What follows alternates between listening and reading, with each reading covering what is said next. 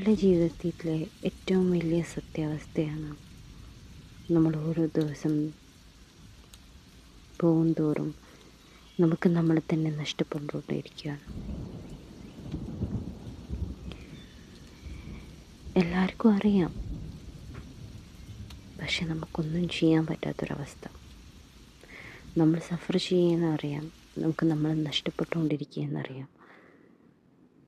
എങ്കിലും ആ സിറ്റുവേഷനിൽ നിന്ന് ആരെയും രക്ഷിക്കാൻ പറ്റാത്തൊരവസ്ഥ പോലെ ഇരിക്കാം.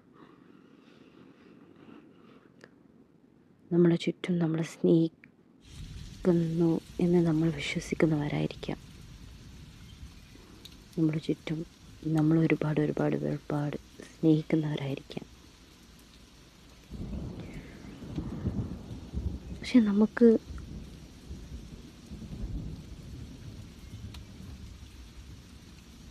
അവർക്ക് വേണ്ടി നമ്മൾ ഇല്ലാതാവണോ? നിങ്ങൾ തന്നെ ഒന്ന് പറ.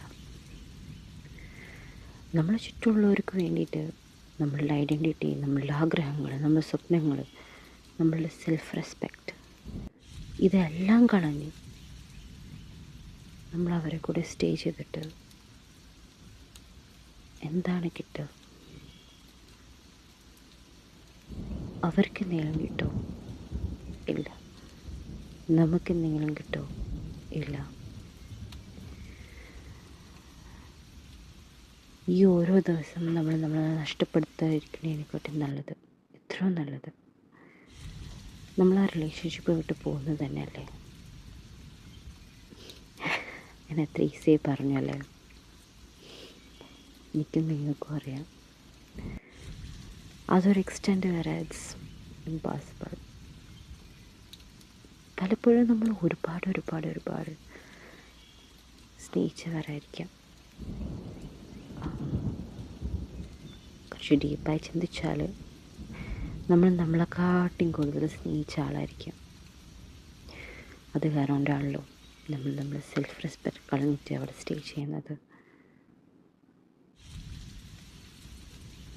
പക്ഷെ നമ്മളെ സാക്രിഫൈസ്, നമ്മളുടെ സ്നേഹം, നമ്മളുടെ ഇഷ്ടം, നമ്മൾ ചെയ്യുന്നതൊന്നും കാണാത്തൊരാളാണ് ഓപ്പോസിറ്റെങ്കിലും